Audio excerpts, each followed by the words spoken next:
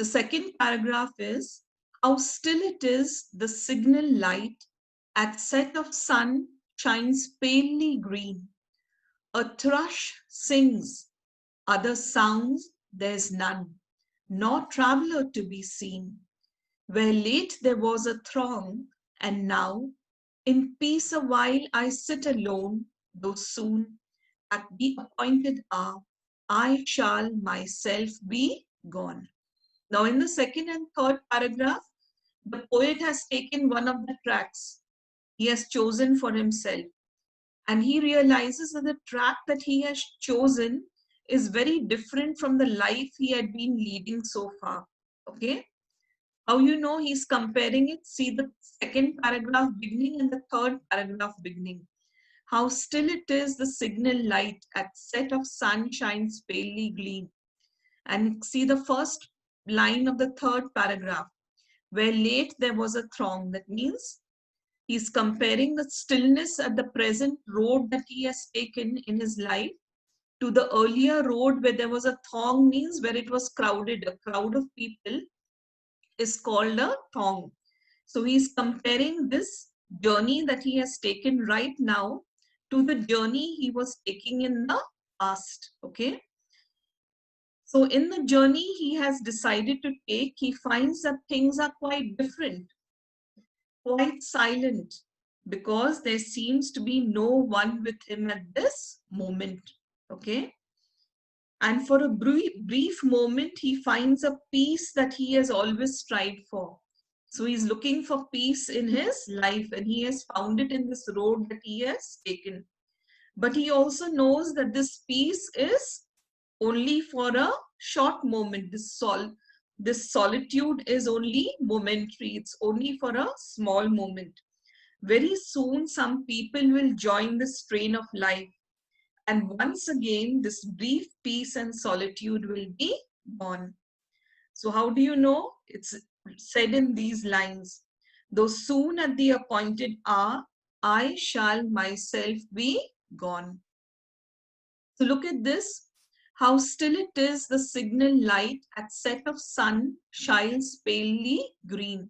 That means the signals are there for the trains to move, green, red and yellow. So the signal is shining palely green. That means the train is moving on the tracks of life. And it is all quiet. A thrush sings. Now what's a thrush? A thrush is a bird. It's a songbird. He can only hear the bird which is singing. He cannot see any traveler, nor traveler to be seen. So it's very quiet, this life, this path that he has chosen.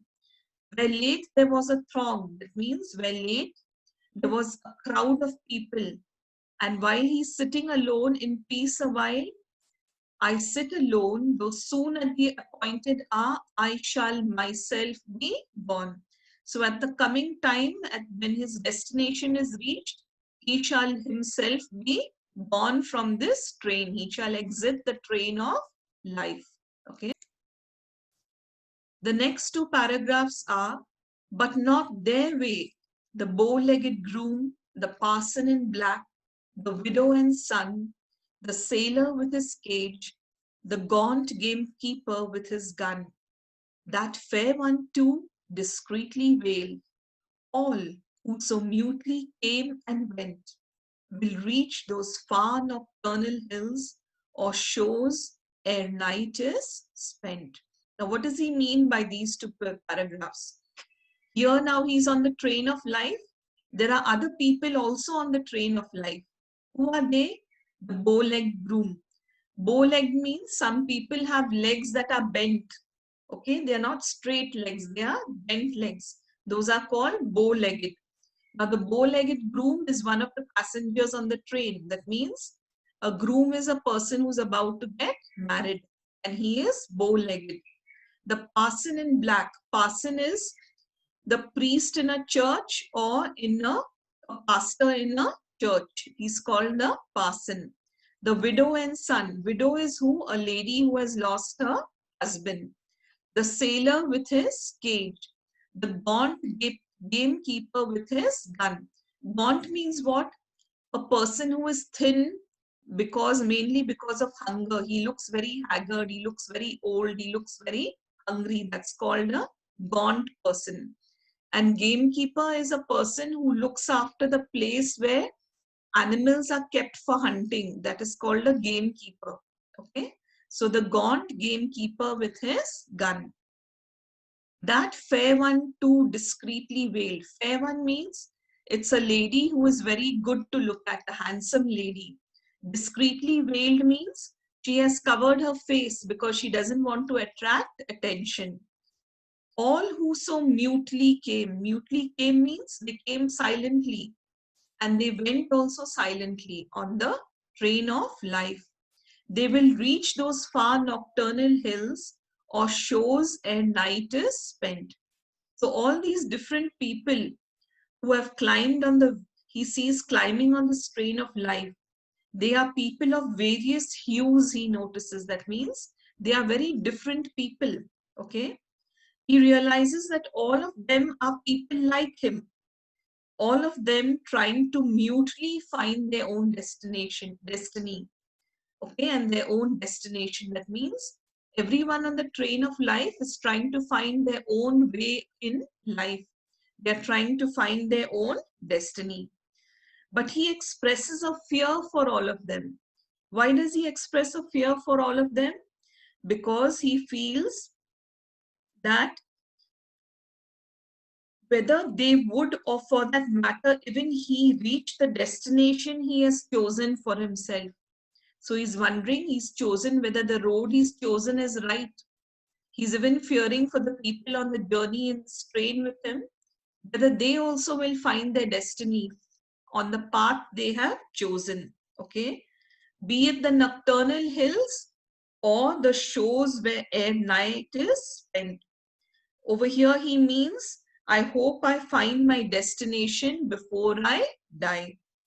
Ere night is spent means where I will die. So he hopes to find this journey, and he hopes to find the meaning he is looking for in his life, his destiny, before his life ends. Okay. I know nothing why thus we met, their thoughts, their longings, hopes, their fate. And what shall I remember except the evening growing late? That here through tunnel gloom the track forks into two. Of these, one into darkening hills leads on, and one towards distant seas. Now, over here, the poet brings out that though he has traveled some distance with all his co-travelers, who were the co-travelers? The bow-legged groom, the widow in black, the handsome lady, the sailor, and the gaunt gamekeeper, all these people who have traveled with him. Okay. So these co-travelers in the train of life, he has met them, but he doesn't know their inner desires. He doesn't know their destiny. He doesn't know the reason why they climbed this particular train. The poet states that the only thing which he is presently aware of, okay, is that the fact it's getting late in the evening. Now, this has two meanings. It's really getting late, or the other meaning is that he has very little time in his life before he dies. There's very less time left for him in life. Okay. So he is at the crossroad of life. Again, he has to choose one which can lead to the darkening hills and the other which can lead to the distant sea. The darkening hills is what?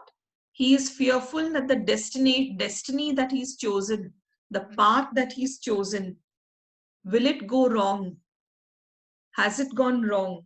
And the distant sea, the other path, is the eternal hope he has in the decision he has taken. Okay.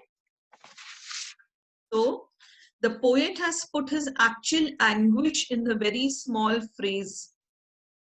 What is his actual anguish? What is this thing that is troubling him? The evening growing late. Now, what is the meaning of the evening growing late? That means the poet is growing older and he is wondering whether the decision he has made is correct or wrong. Okay. So the poem talks as much about the people he will meet in the future as much as the people who have been in his past. Okay, so this is the explanation of the full poem.